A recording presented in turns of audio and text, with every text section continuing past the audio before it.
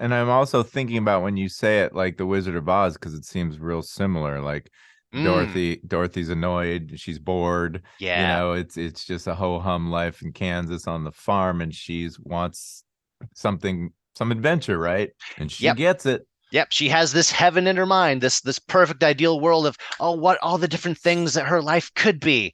And the somewhere universe over is the like, rainbow. you asked for it. Here we Yeah, go. yeah. That song it just clicked into me. I mean, first of all, music, I just so powerful in storytelling, but that's somewhere over the rainbow. That is Oh, Doug.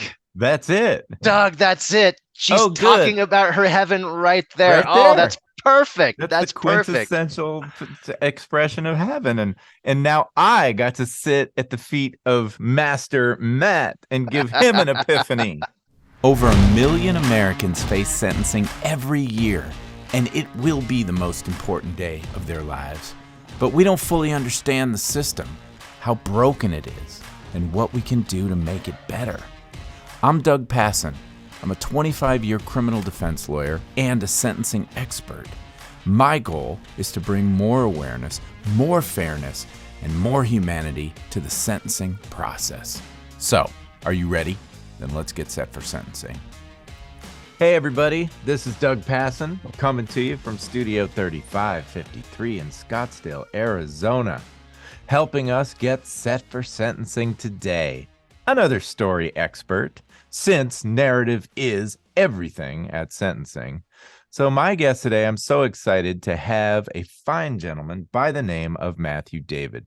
Matthew has studied improv, sketch comedy, acting, stand-up comedy, filmmaking, and screenwriting at various schools around Los Angeles.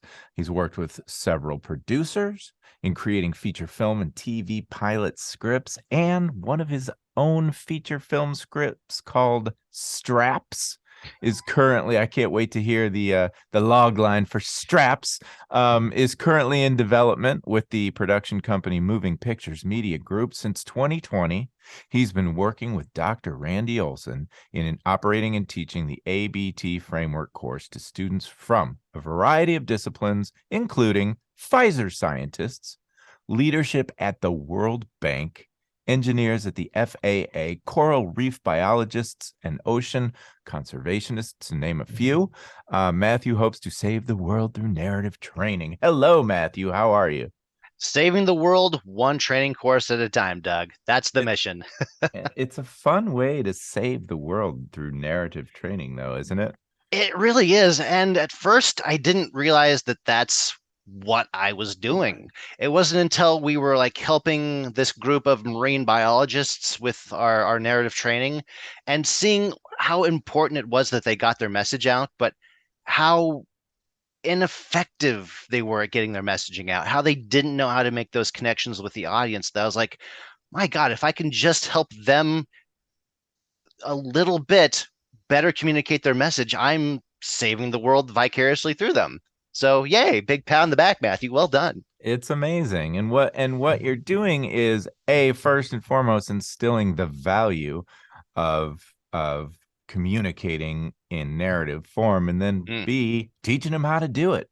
And for anybody who's listened to me at all in this podcast and in my whole life, you know that I've got a very deep abiding love and personal connection to the ABT, the and but therefore narrative template, because I've been teaching story to lawyers for 20 years and it's always been very complicated. And then I discovered Randy and the ABT, and things got, well, I won't say simple, but things got very clear. Things came into very clear focus for me. So, of course, I stalked Randy and convinced him to co-author the law version of the narrative gym. And I routinely sit in on the amazing classes that you two run together with all those great groups. And so what's really interesting though is my I have a lot in common with those groups in the sense that we deal with a ton of data, and it's very hard to organize it and communicate it in a powerful, persuasive way. Hmm. And we lawyers get very bogged down in the facts and the data like scientists do. So, my main sort of objective with you today is for you to help me be better at applying the ABT into the legal world.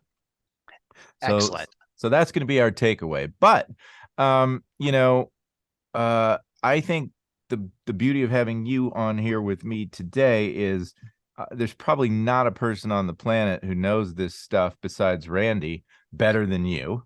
And you know, every so often the pupil sort of shocks the master or even surpasses the master, and you did that and now have something that's part and parcel of the ABT training and in the new books called the MAT template. Could you please explain the MAT template? Sure, sure. But first, I want to talk about the moment of shocking the master. That's one of the advantages I have from not being from the science world, not having my brain like saturated in this kind of stuff. Randy and I like to jokingly say that I am the smooth brain and he is the rough brain. I'm the guy that is unencumbered by all these facts and background knowledge and all that stuff. I am free from all of it. And because of that, sometimes I can cut through it a little bit more clearly by saying something simple like, I don't understand what it is you're talking about. I don't understand the value of it. You're going to have to explain it to me a little bit clearer. Sometimes just being able to do that is extremely important and powerful. Yeah. But as for the MAT templates, yes. So this is one of those cases of sometimes in order to learn something even better, you have to teach it. So I had this opportunity So to true. yeah, I had this opportunity to give a little refresher course to some NOAA scientists and fisheries biologists, many of whom had taken the course before, but who wanted kind of like a refresher, like a couple months down the road, just to like go over some concepts. And one of them submitted this ABT, and I was just struggling, like, how am I going to get the concept down? Of what they really need to do here. And I thought back to a bunch of psychology and philosophy lectures that I've been listening to because that's what I do for fun, big nerd. And a lot of psychologists say that their clients don't connect with them when they start talking in like really clinical diagnosis. Like, so the problem is your amygdala is getting really like hyperactivated, which is activating your hypothalamus, which is activating your pituitary gland to release these hormones. And here's your diagnosis, and blah blah blah blah. Like clients don't connect with that. It's not until a psychiatrist or a psychologist starts using emotional language, like you're in hell right now, aren't you? Yes. There's almost this like relief that comes over the client when they're able to like talk in that like kind of simple emotional language. All right, Hmm. so you're in hell. Describe all the ways that you're in hell right now. Okay, okay, okay. Now, what would your heaven look like? If you could like paint an ideal world for yourself in the future, what would that look like? Let's talk about what it would take to get there to that ideal world. And then it struck me, oh my God, that's what we're trying to do with the ABT template. We're trying to craft this perfect heaven in the and material, in the green material. That's this perfect place that you want to go, this perfect place that you want to be if everything worked out exactly according to your plan. But hell is standing in the way. You have to go through this hell, all these problems in order to get to that heaven.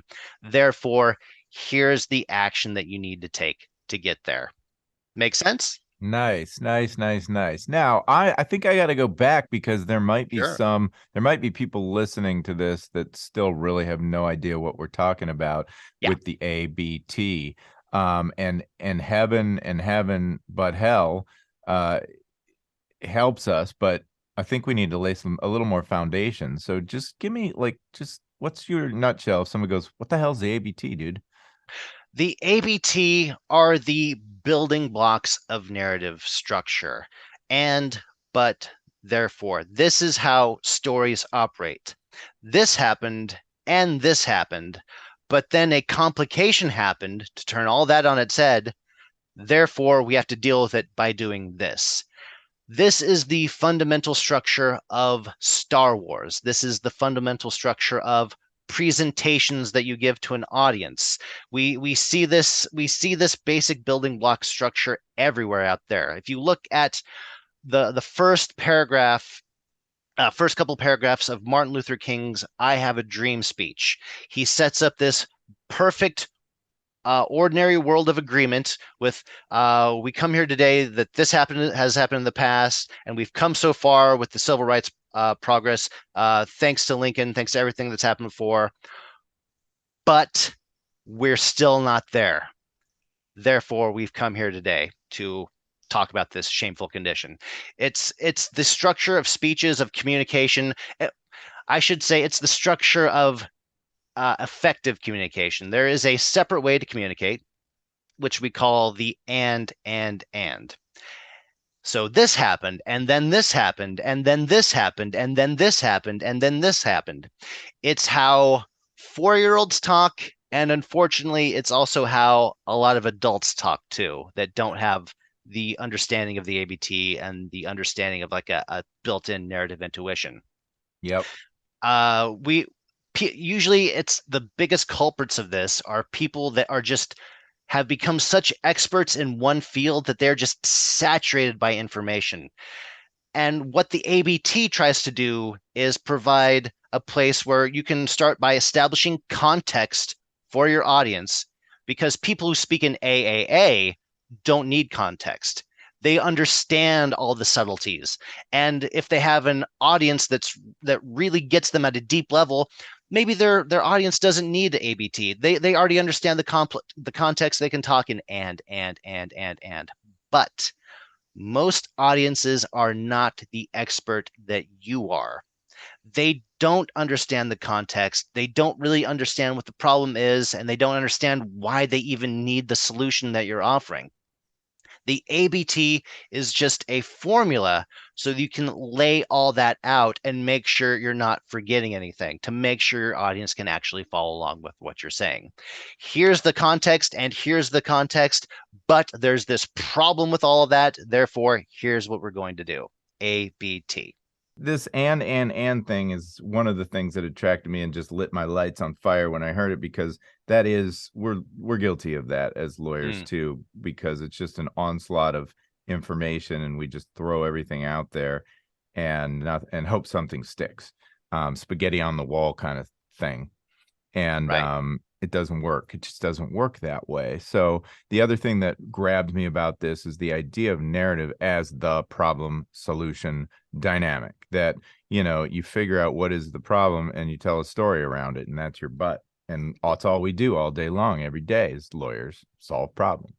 And then I had a little feat of the master moment with Randy too, when I had the epiphany about the Miranda rights, the Miranda warnings, that I'm reading those, and I realize it's all and material. I said, well, what's the problem solution dynamic there? The problem with Miranda is that almost every single one of our clients gives up those rights. They're read their rights. They have to be read their rights by the police, and they all go, okay, and give them up. And then they confess to crimes, or sometimes confess to crimes they didn't even commit. And the question is, why does that problem exist? What's wrong with the Miranda rights that nobody seems to be paying attention to them? Nobody seems to care, and nobody seems to realize how important they are, that there's absolutely no reason in the world that anyone should ever be speaking to the police without the assistance of counsel, right?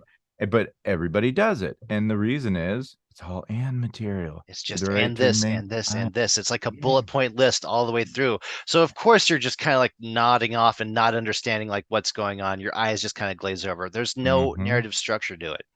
And what we found is there's actually two levels to this, and we're getting deeper and deeper in this as we go along. There's just the base level of just getting the and, but, therefore in there, just so you have a little bit of problem solution dynamic. That's level one. Just give us context, give us the problem, give us the solution. Great, we're ready to go. The deeper level is in trying to maximize that narrative conflict. So it's the problem solution dynamic, the and to the but there are ways to make that conflict even greater by making the contrast between the and the but even greater. And that's where the Matt template comes in. That's like phase one of this deeper stage. You try to make your heaven as great and powerful and emotionally pure as possible. It's like you're offering your audience this great, perfect present of how wonderful the future could be. And then with the hell, you snatch it away from them in this like great narrative moment. You're trying to just activate their brain and get them to pay attention cutting through the noise. So let me see if I can translate that into this Miranda example and try to apply heaven, but hell, therefore. And tell me what you think of this. Sure. Here's the heaven, the blue material, the and material. You have these amazing rights. And if we communicated them the right way, people would be able to engage in knowing and voluntary decisions about whether to talk to police without a lawyer. But the police communicate in and. So the rights are presented in the most boring and confusing way. So the right to remain silent is almost always casually waived by suspects.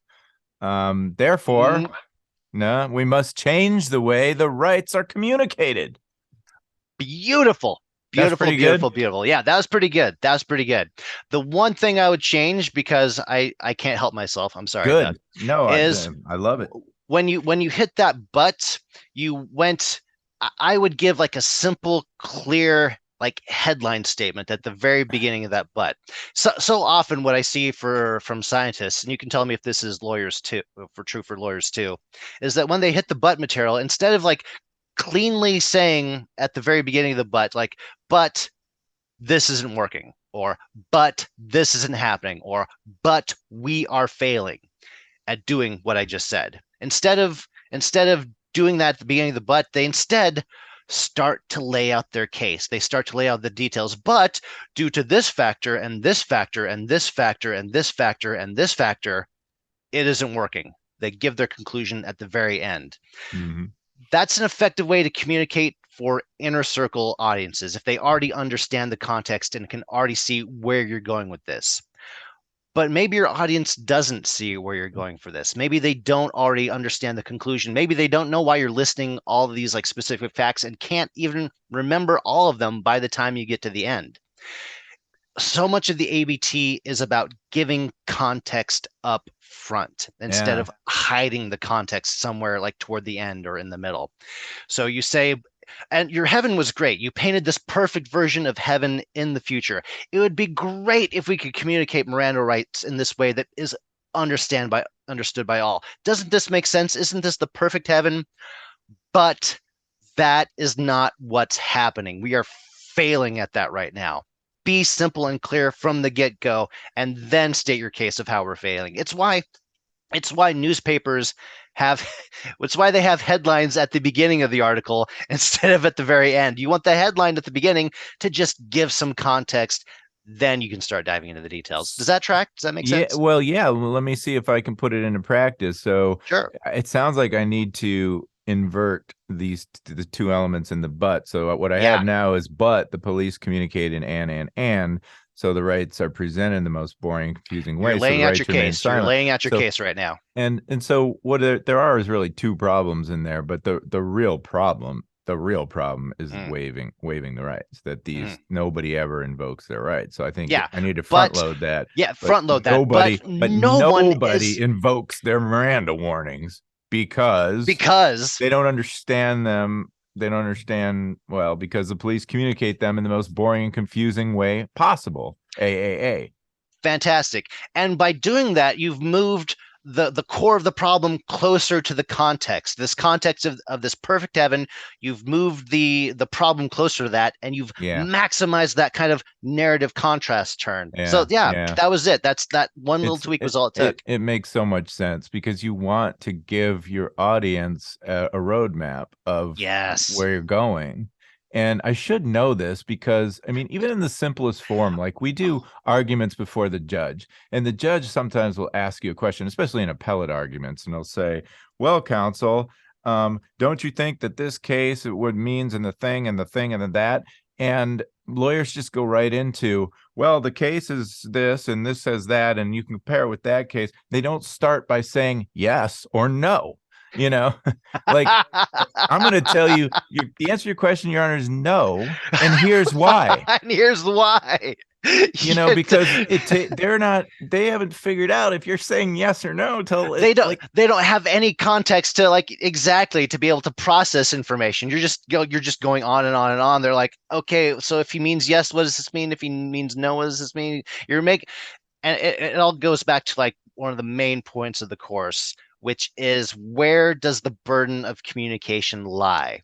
Does it lie in your audience to figure out what the heck it is you're talking about?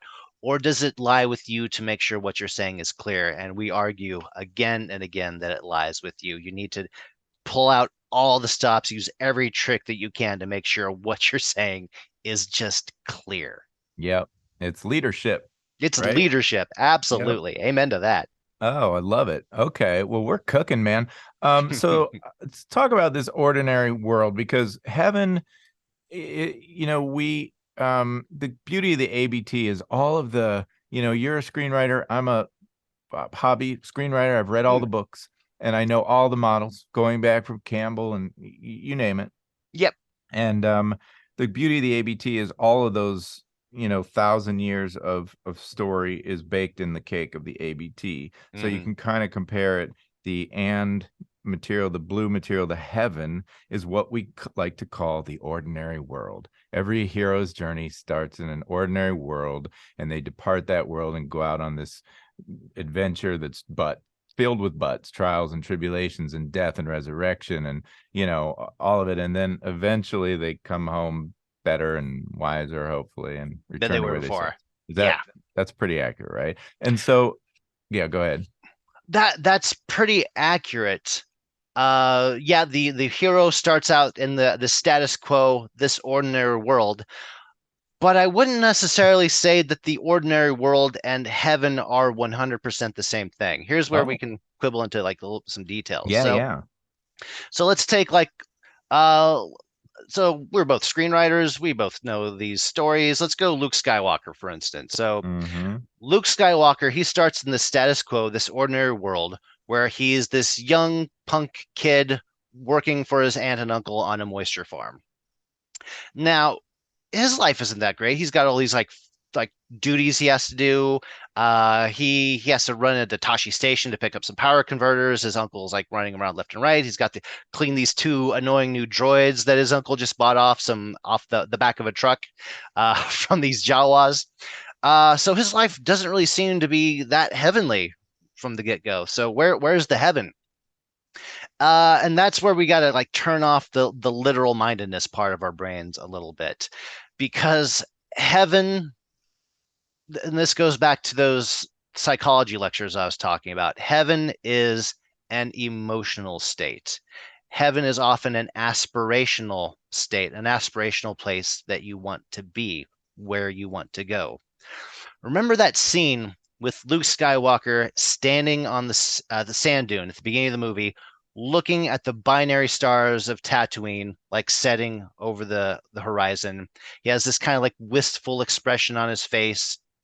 In that moment, he's thinking about his heaven. He's thinking about being more than he is right now. He's thinking about, like he was talking about earlier, going off to the academy, learning to be a pilot, seeing the galaxy, being more than he is right now. His heaven is his emotional state. Everyone forgets that there's two facets to the hero's journey. There's the external hero's journey, what they have to go through, the fight that they have to fight. But then there's also the internal journey. There's the internal change. The character has to change on the inside throughout the movie as well. And what's so interesting about so many heroes' journeys is their heaven, their want, the end goal that they think they want, which in Luke Skywalker's case is being more than he is right now, being a pilot, going out there and seeing the galaxy. He gets that, but he has to go through hell to get that. And by going through that hell, it kind of like reforges him and redefines him and makes his heaven more precise and more evolved than it was before. He's going to be a better person, not just by being a pilot and seeing more of the galaxy, but by becoming a Jedi Knight, by expanding himself, by saving his friends, by fighting this evil empire. That's how his heaven kind of evolves as he's like fighting through this hell. Does that make sense? Yes, it does. And I'm also thinking about when you say it like the Wizard of Oz, because it seems real similar. Like Dorothy's annoyed, she's bored. Yeah. It's just a ho-hum life in Kansas on the farm, and she's wants some adventure, right? And she Yep. gets it. Yep, she has this heaven in her mind, this perfect ideal world of what all the different things that her life could be. And the Somewhere universe over is the like, rainbow. you asked for it. Here we Yeah, go. yeah, yeah. That song just clicked into me. I mean, first of all, music, I just so powerful in storytelling, but that's somewhere over the rainbow. That is, Oh, Doug. that's it. Doug, that's it. She's Oh, good. talking about her heaven right there. Right Oh, that's there. perfect. That's the That's perfect. quintessential expression of heaven. And now I got to sit at the feet of Master Matt and give him an epiphany. Take it to Yes. Randy. Take Taking it it to to Randy. Randy. I forced him to listen to this podcast. Are you kidding me? Oh, all right, Take cool. him to school. Okay, so in my world, Yes. criminal story. Well, actually, you know what? Let's do amplify the pain now because then we'll get to my world. But I think that's the missing piece of what we've talked about so far. And I know you have some cool visuals. So I would say that if anybody's listening to this podcast in audio form, it might be a good time to click over to the YouTubes and check it out because Matt's going to give us some visual aids and tell us about amplifying the pain.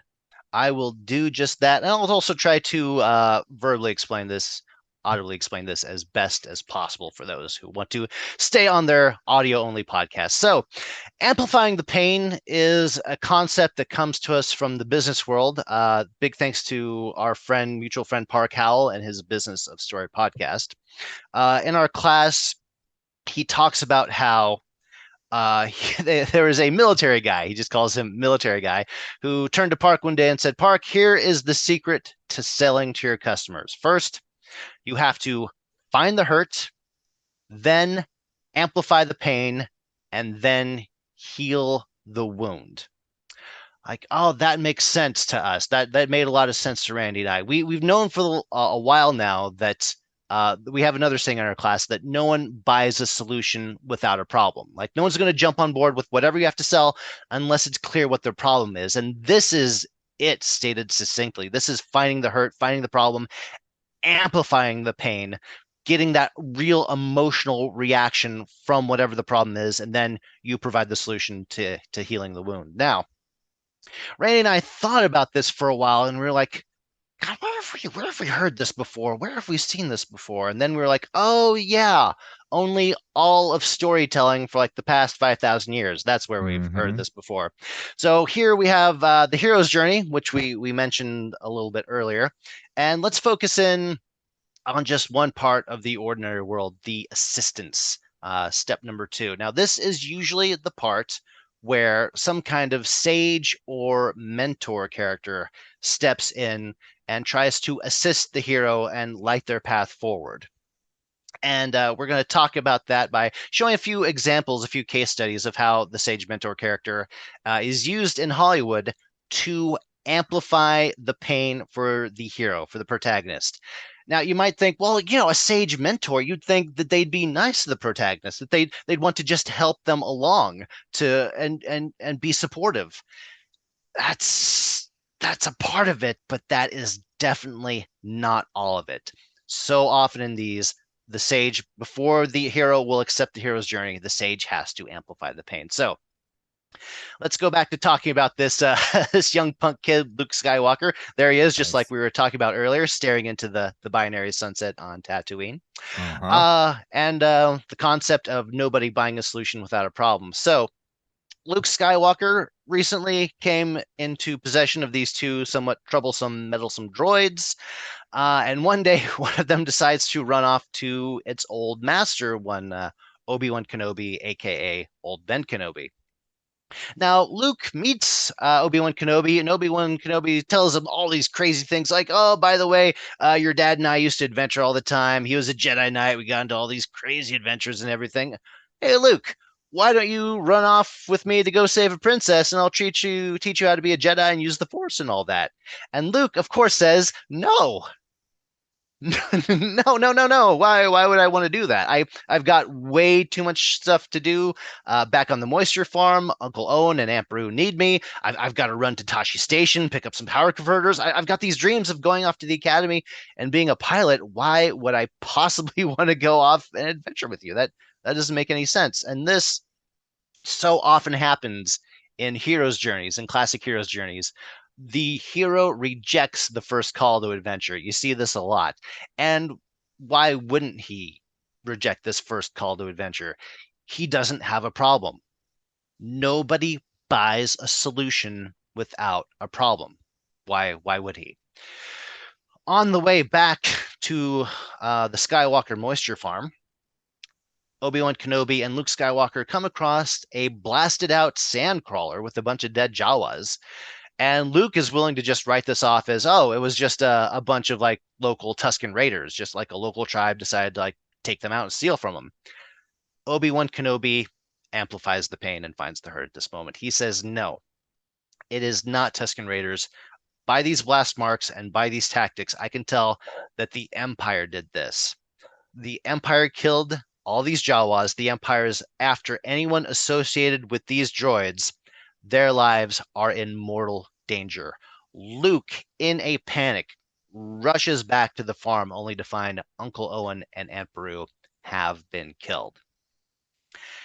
If it wasn't for the sage, Luke wouldn't have fully understood the scope of the problem. He would have thought it was just a few Tusken Raiders, weird little local problem. He would have been upset. He might have tried to go after them for revenge, maybe got local law enforcement involved, but he didn't really understand the scope of the problem without Obi-Wan Kenobi. Obi-Wan told him, no, it's not Tusken Raiders. The entire galactic empire is after you. That's how we amplify the pain. So that's case study number Wow. one. So wait, let Oh, me go ahead. ask you some follow-up then. Sure. So the sage is the one that amplifies the pain. We also call the sage the mentor, right? Or Right. something, you know. Okay. So Kind of interchangeable in a yeah, lot of these. but okay, so and you started that this was kind of born in the business world and about selling, and so in that scenario, who's the sage? And then follow up would be, in my scenario, am I the sage? Is the lawyer the sage? Because I'm trying to essentially sell something to a decision maker to buy my solution to the problem. Is that, what do you Ab- a- think? Absolutely, you're the sage. I'm the Absolutely. sage. The sage character always is in a position of knowing more than the hero and having more context than the hero. It's up to the sage to guide the hero so that the hero can ultimately do the right action and make the right decision in the end.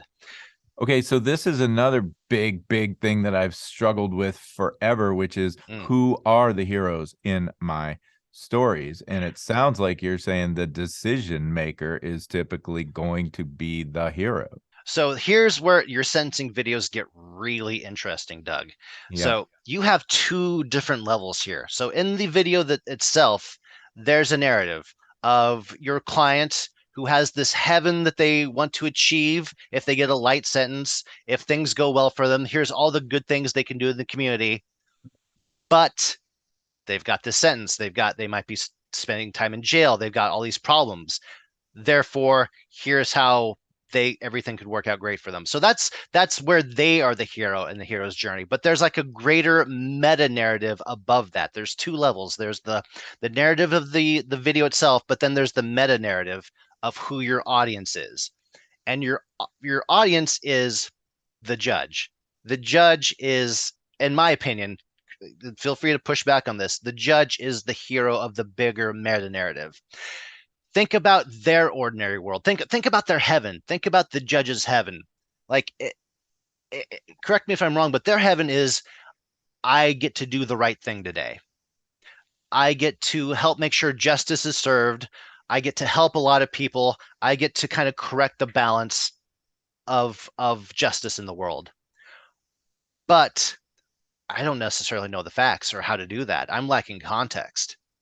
Yeah, Therefore, I need to. I've read the charges and Mm, the pre-sentence report, and this looks really horrible, and I yeah. probably need to, yeah. Oh, that is so powerful, Matt. Thank you so much, because I mean, I guess kind of to toot my own horn, it confirms that I'm on the right track with that, because when I craft narrative for a case, sensing video or no, because I do help lawyers just do it without video sometimes, but I find myself doing two separate ABTs. One is I call a systemic ABT, meaning Mm. how is the system supposed to function? What is the perfect world of how our system goes? And that's decision maker as hero.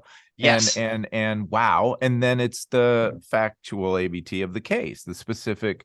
So there's I guess I always was like bunged up by this idea that there can't be more than one hero in a There story.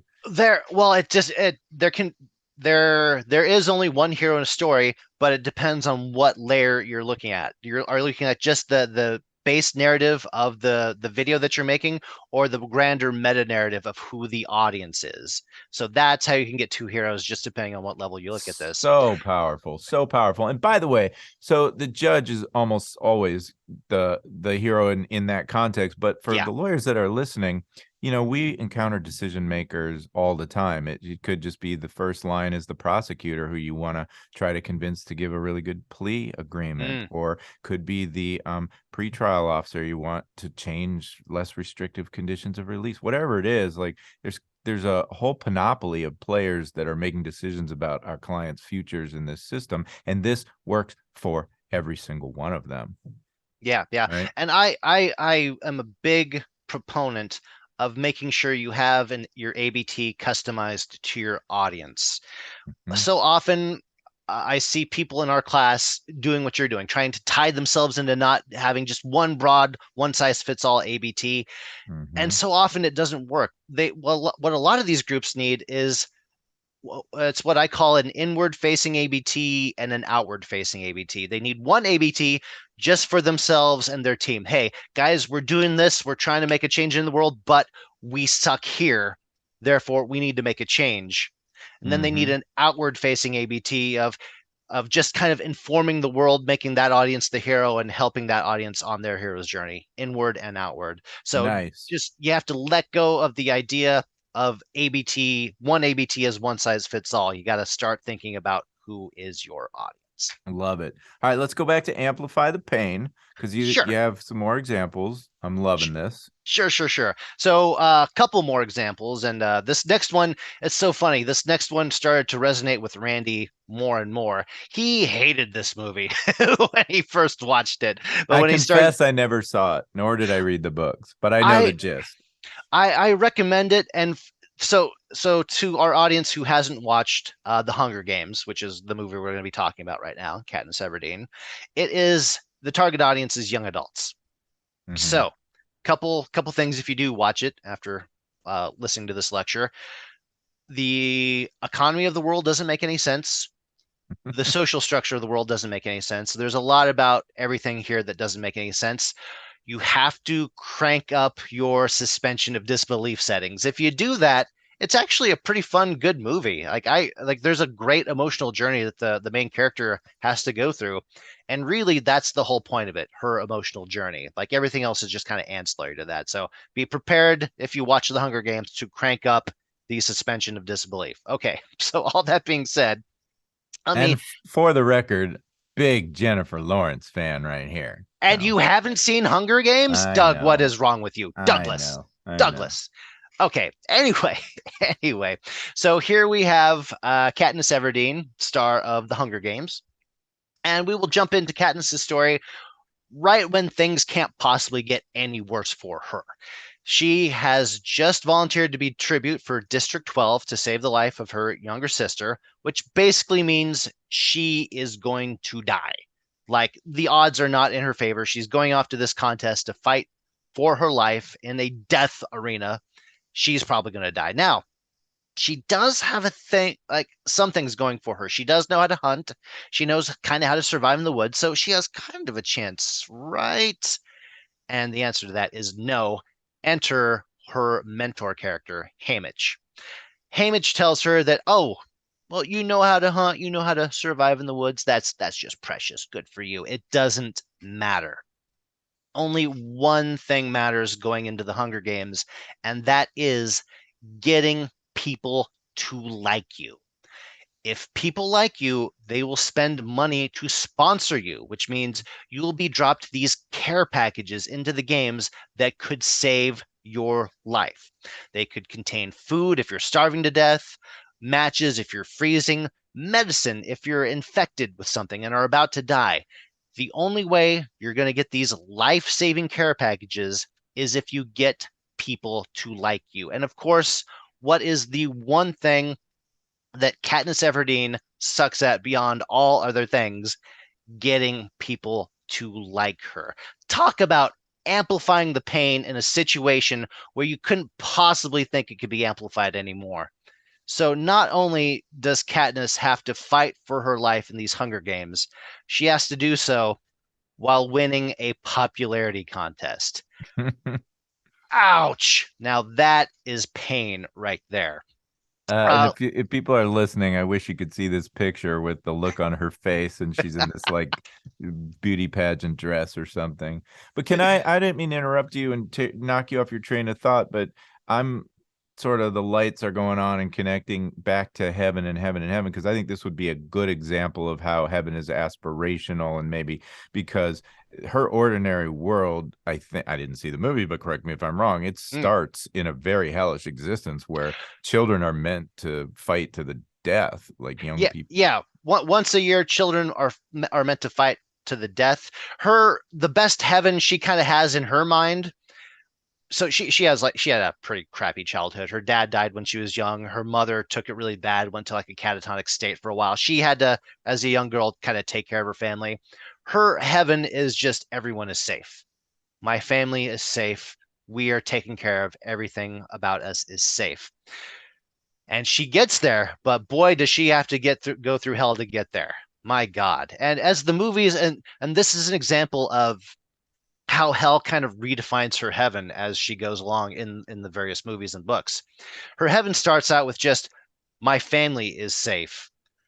But as the books continue and she sees more of the world and gets punished and forged more by the hells and the trials she has to go through, family starts to expand to the people around her Hmm. and then to her district and then basically to all people who are not being oppressed. Her family starts to get bigger and bigger. It gets reforged by the hell that she goes through. So Hmm. great example of how hell can reforge your values in your heaven.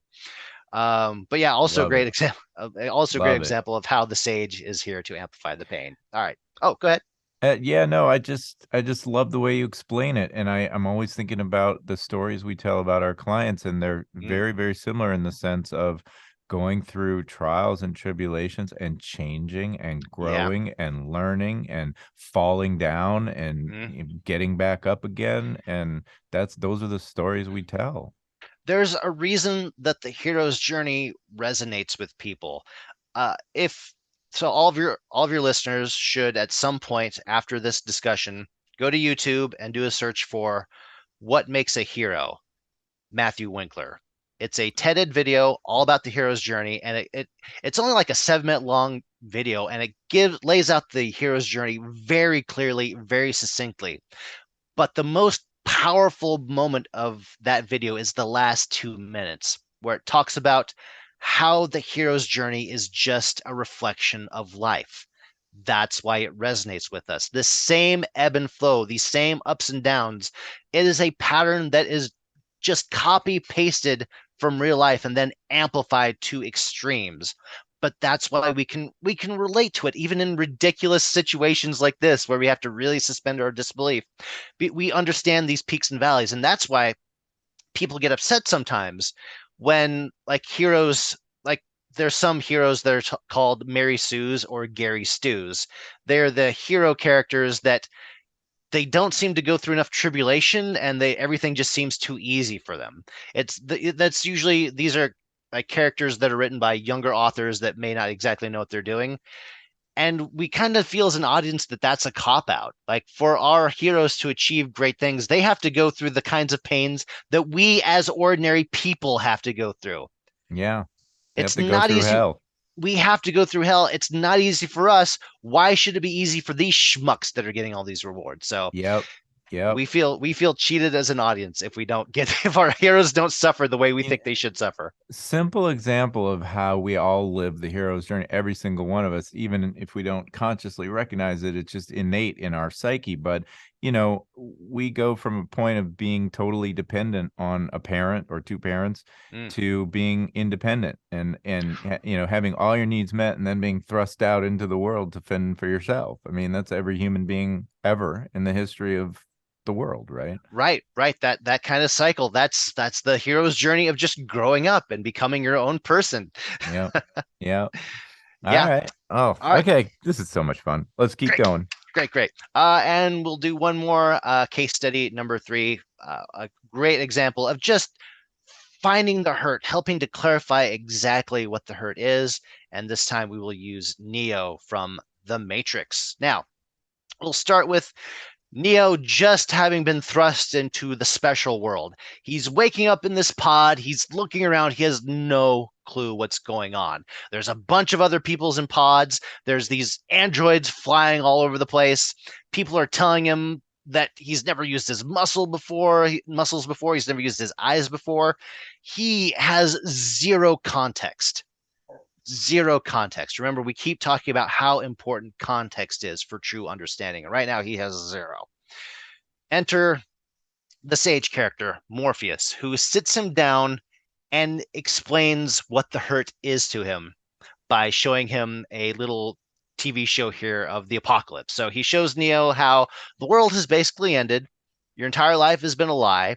Humanity is pretty much wiped out. The machines are in control. And by the way, the remainder of humanity has been reduced to basically just this, a battery. We are now just fuel for the machines. Now, great job of finding the hurt and amplifying it, giving the context that Neo needs to understand what's going on. Morpheus does such a good job that the first thing Neo does is he throws up like all over the place. The second thing Neo does is he gets in the simulator and gets to work. He starts following down that journey to learning how to become the one. Now, we already talked about some of this as to why all this is important to your audience. We went into some detail about how the hero's journey reflects real life. Watch that Matthew Winkler video, What Makes a Hero. It is so relevant once you understand how this is just a reflection. And we And also talked. Oh, sorry, go ahead. by the way, dear listeners, I won't make you hunt for it. I'll put a link in the show notes on the page for the podcast. Bless your heart, Doug. Yes. And we also talked about the importance of the sage character. Now, if the hero's journey is a reflection of real life, it's important to know what role you play to your audience. To your audience, you are not Luke Skywalker. You are not Katniss Everdeen. You are not Neo. To your audience, you are Haymitch. You are Morpheus. You are Obi-Wan Kenobi. That is your role. You are in a position of knowing more than they do, being in a loftier position. Your job is to raise them up so that they can excel in what they need to do to succeed. And finally, now, Doug, at the very beginning of this, you talked about how lawyers can sometimes get like lost in like arguments and logic and building a case and all that. And logic, having a sound logical argument and facts are incredibly important, especially if people start trying to poke you to make sure you actually have a firm place to stand. Yep. But that is not necessarily how human decision making works. It is not completely logic based. Rene Descartes, I'm sorry, you were wrong. There is a huge emotional element to it. Psychology is teaching us that humans are great at logical decision making when it comes to small scale decisions. When it comes to like the route you want to take to work, like, should I take that way or that way? Oh no, that way it's going to be rush hour traffic. It's going to take too long. I'm going to take the other way. Easy, simple, logical decision. When it comes to big decisions that are multivariate, they have so many variables and so many possibly unknown variables and unknown consequences that we can't, they're just impossible for our frail human minds to fully grasp. then we often default, almost always default to emotion because we kind of have to. So that's one thing psychology is teaching us. The other thing is that so often for these complicated decisions, we start with emotion. That's where we start in like our lower brain areas, a emotional decision. And then later our prefrontal cortex kicks in and comes up with the rationality later. We start with Hmm. emotion and then we formulate why we have that emotion. It's not the opposite way. We don't logically think, oh, this is wrong, and then have the emotion later. It's actually reversed. So you need that strong logical argument, but it's not enough.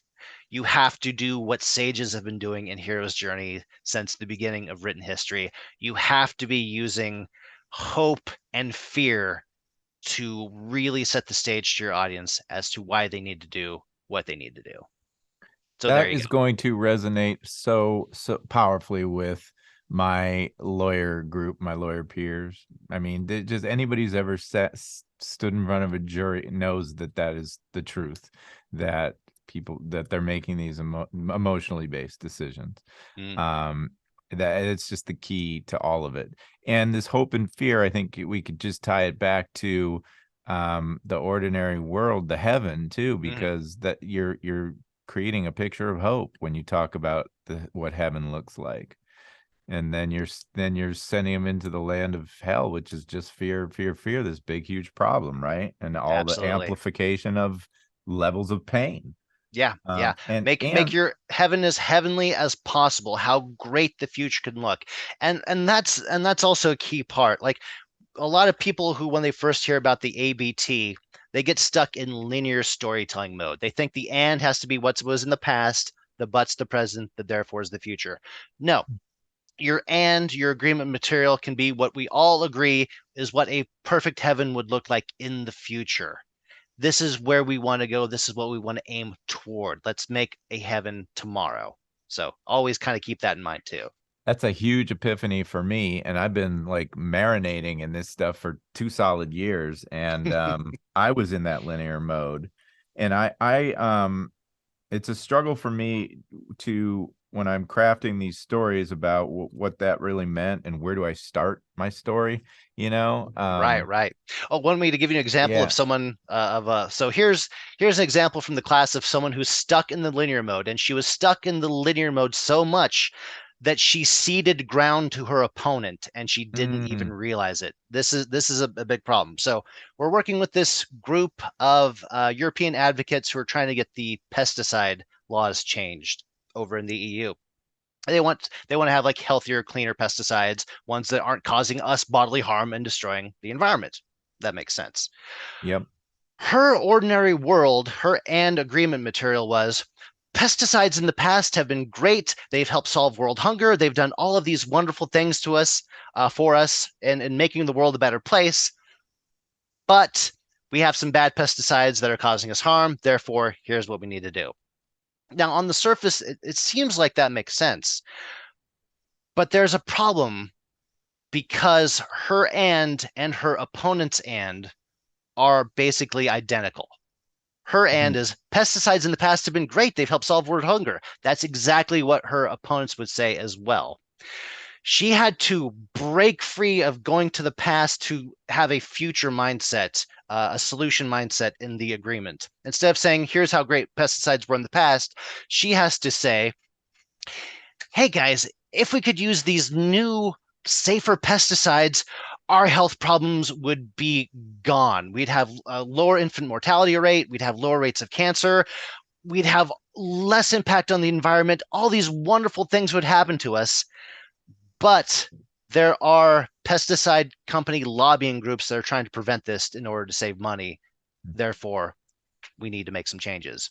mm, Now she's not ceding ground from the get go to her opponents. Now she's painting a heaven of what her heaven would look like instead of what her opponent's heaven did look like in the past. mm-hmm. And amplified the pain, I think, too, because it's you Yeah, think about the deadly pesticides and the evil corporations who are gonna keep these poisoning you, and ooh, it's good. there you go. Yeah, and There it's you go. such a, I mean, yeah, that's amazing. I love it. I love it. Okay, well, I mean, I literally learned so much, man. Thank you. Yay. And I think, I mean, for someone who kind of knows this stuff already, for me to be able to walk away with new material, but I think that Consider anybody this the who's advanced class, Doug. it was cool. But I think anybody who's really just at the front end of this journey is got a lot to. This was really clear and awesome for people to understand this and dig in. So now let's tell them the therefore. Um, because if you want to keep going with this, you have a lot of resources to do it. There's books, a whole series of books that have been co-authored with Dr. Randy Olson, but the one that my listeners would probably be the most interested in is The Narrative Gym for Law, and I'll Hmm. put that in the show notes. But Randy and Matt are running these really intensive ABT classes. We haven't figured out how to get one for lawyers yet, but maybe that's maybe that's our heaven, our aspirational Yes. world. But tell me about you, because I know, log line for straps. Oh, you know what? I'll give you the 15-second pitch for it. How about that? Nice. All right, All right. good. So the 15-second pitch for straps. So we remember Jason Voorhees, right? The hockey mask guy from Friday the 13th. Oh yeah. Ringing a bell? All right. So basic idea, what if Jason Voorhees was actually the good guy the entire time, but we've just got the story wrong for all these years? Huge misunderstanding. Everything Jason Voorhees did was completely justified. In fact, if you were in his position, you would have slaughtered all of those college co-eds as well. So there you go. That's my basic premise. I love it. And can you tell me where straps is that like the straps on his hockey mask or something else? Straps that he wears all over his body. Yeah, Oh, yeah, yeah, yeah. He is kind of all strapped up. all strapped up. I I think I'm older than you, but I grew up on all those Friday the 13th movies, Oh, like me too, all of man. them. Me too. Yeah, Friday the Oh, 13th, Nightmare on Elm Street. Oh, those were my jam when I was a teenager. yeah. Okay. Maybe I'm not that much older than you.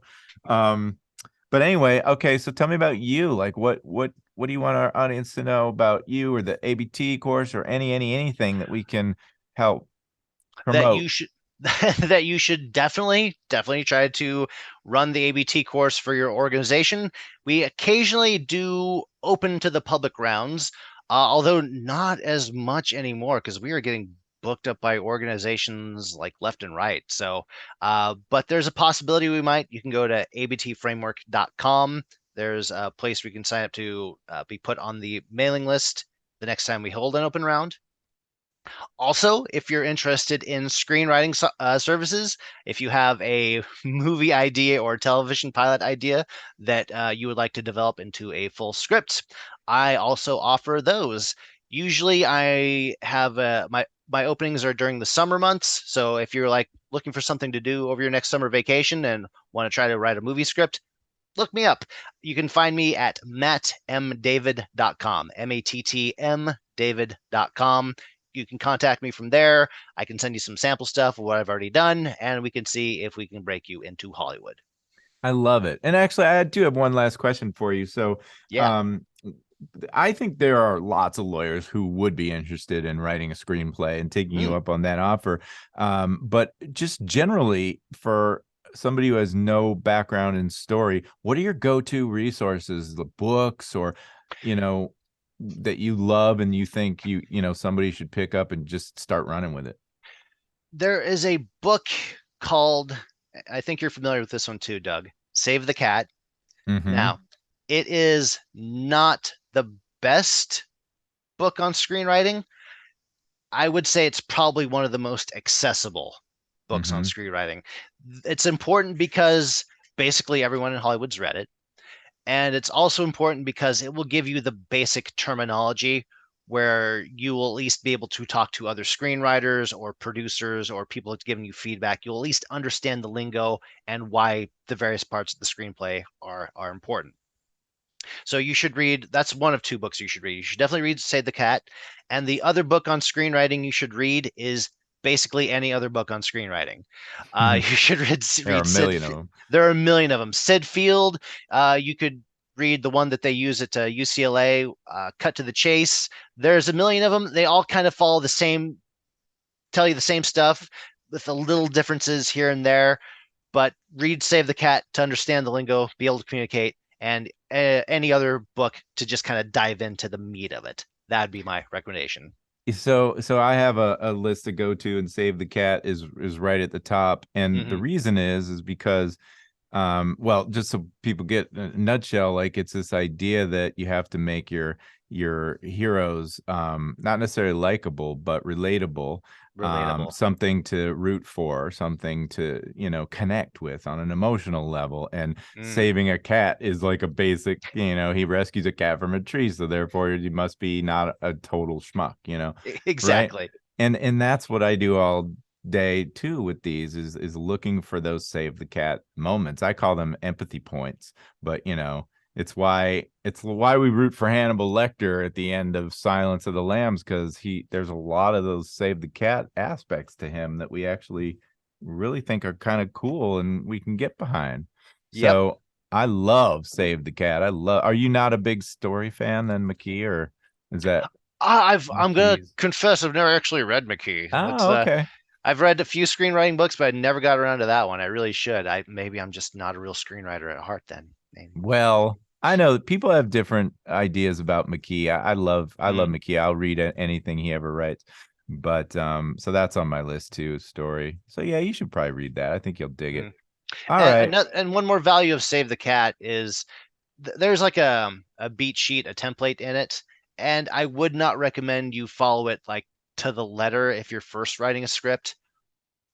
You should go off the other screenwriting books for that to help you develop a story and write the full script. But if you've written a script and it's broken in some way and you can't figure out what's not working, then go back to that Blake Snyder beat sheet and Save the Cat. And it's a great repair tool if you like are lost and are kind of adrift and don't know exactly where you should be going. So nice.